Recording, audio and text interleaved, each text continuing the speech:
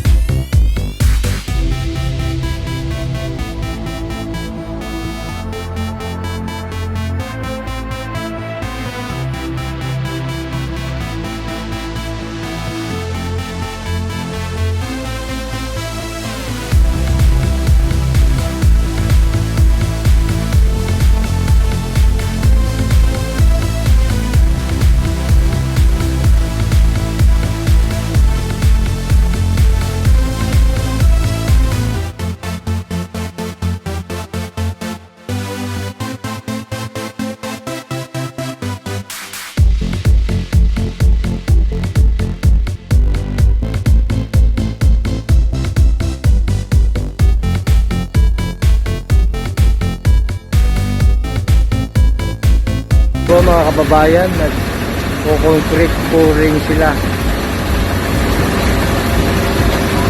para sa lean concrete of retaining wall.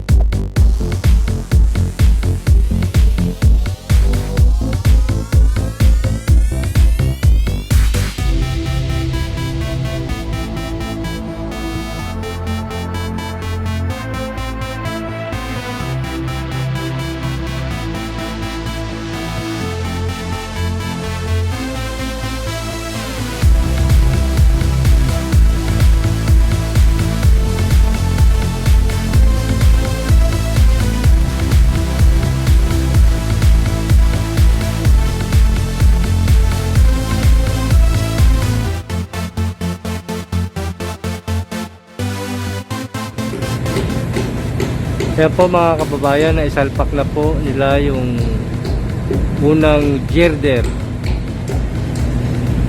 dito sa pangatlong span. Ayan po.